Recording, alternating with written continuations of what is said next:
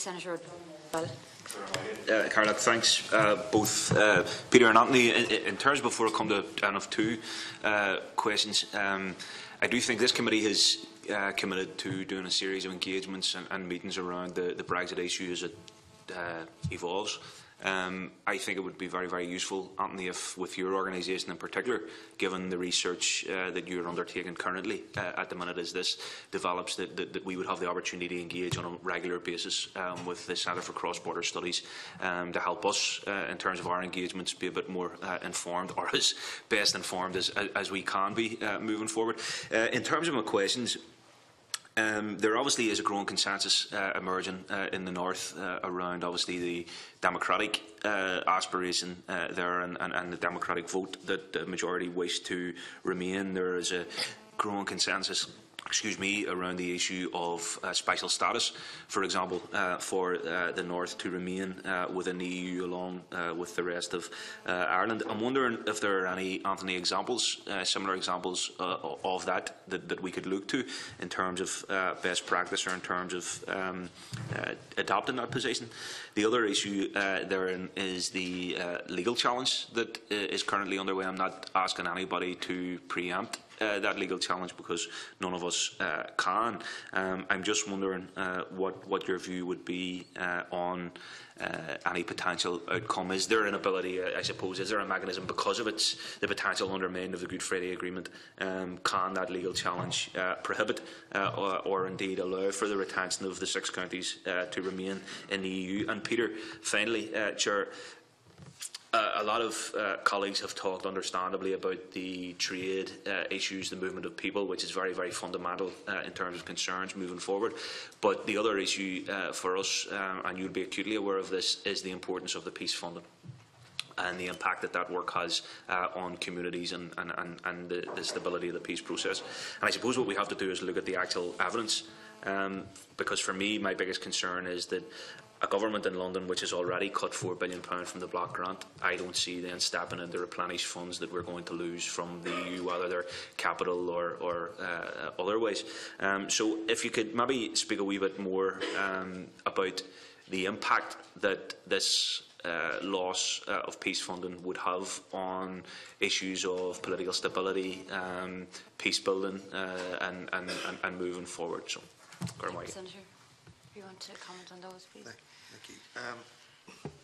So in terms of Deputy Carey's questions, in terms of the peace process and the challenges that Brexit presents to the peace process and what work have we done in terms of speaking with other organisations, I'll just preempt that by saying that we have been focusing particularly on the area of cross-border cooperation, so at the border, but also North-South cooperation more widely, and so we've been speaking to other organisations in terms of how do we see things moving forward, what kind of proposals can we come up with in terms of how do we support that type of cooperation at the border, but also more widely in terms of North-South cooperation. And also, we can't forget, the Good Friday Agreement was about North-South cooperation, cross-border cooperation, but it also has East-West cooperation as well. So we're also looking at how do we maintain our relationships or build on the relationships North and South in this island, but also between this island and Great Britain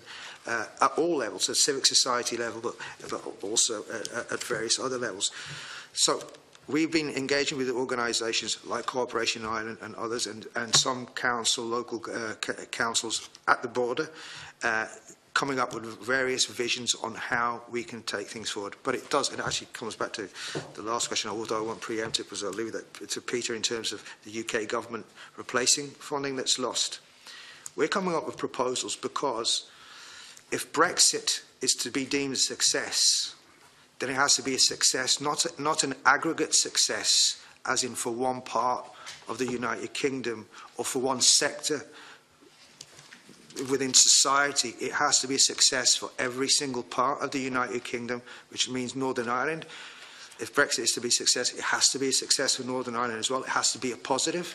Even the status quo, I can't see that as being a success. It has to be a plus for every single part of the UK and for every sector of the society within the UK, and a plus then also for our relationship North and South and East-West.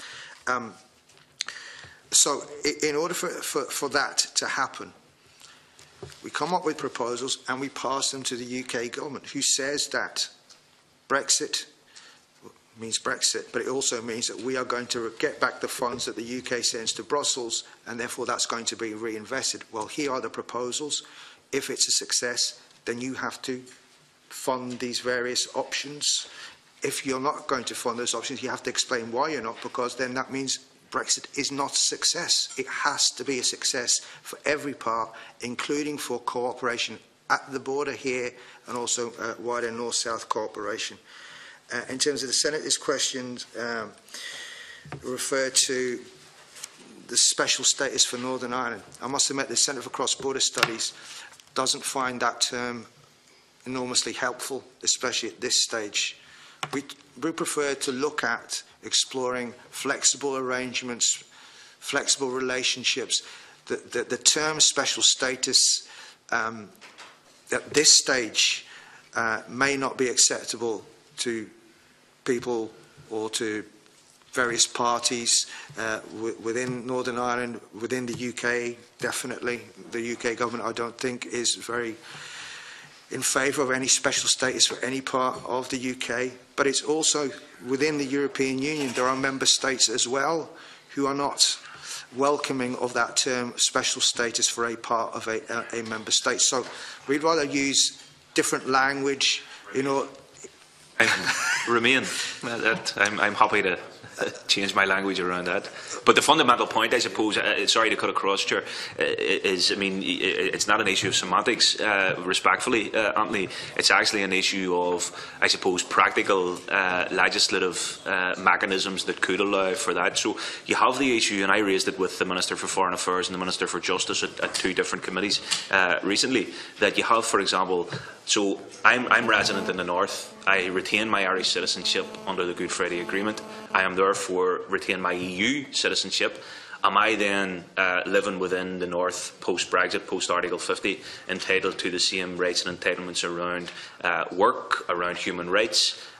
So I appreciate it's an unknown to some degree, but am I entitled to access European protections and laws that would apply to me as an Irish citizen living in the North? And that, to me, is a very obvious potential subversion of the Good Friday Agreement and the rights that the Good Friday Agreement affords to me and many, many other people who are Irish citizens, an increasing number of Irish citizens, I might add, living in the North. So special status has just been in the press. For me, I'm a Remainer, and I think we should remain.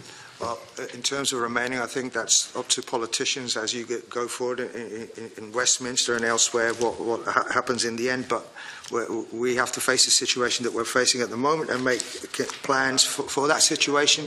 But I think you're correct in terms of the situation that pertains because of the Good Friday Agreement, because of the constitutional setup that the Good Friday Agreement developed. In terms of citizenship rights, you're absolutely right. Someone in Northern Ireland who resides in Northern Ireland but has an Irish passport and is an Irish citizen is therefore, according to the treaties, a citizen of the European Union and has those rights as a citizen of the European Union. But how do you have entitlement to those rights when you're in a territory that is not within the European Union? So that there's some accommodation, some discussion has to take place around that. How do you accommodate for that? But as I said, I know you say it's a question of semantics, but I think sometimes language, we do have to be careful about our language. And in order to achieve what we want, perhaps we need to use certain terms. So it's accommodating that arrangement. But again, it's an arrangement that pertains to Northern Ireland, but it's also an arrangement that pertains to the Republic of Ireland as co-guarantor of the Good Friday Agreement, and Ireland will continue to be a member state of the European Union. So I keep emphasising perhaps, and I'm sorry that I keep saying it, because keep throwing the onus of responsibility onto the Irish government. The Irish government will be a member state whose own position and circumstances need to be looked at positively by the other member states and by the Commission.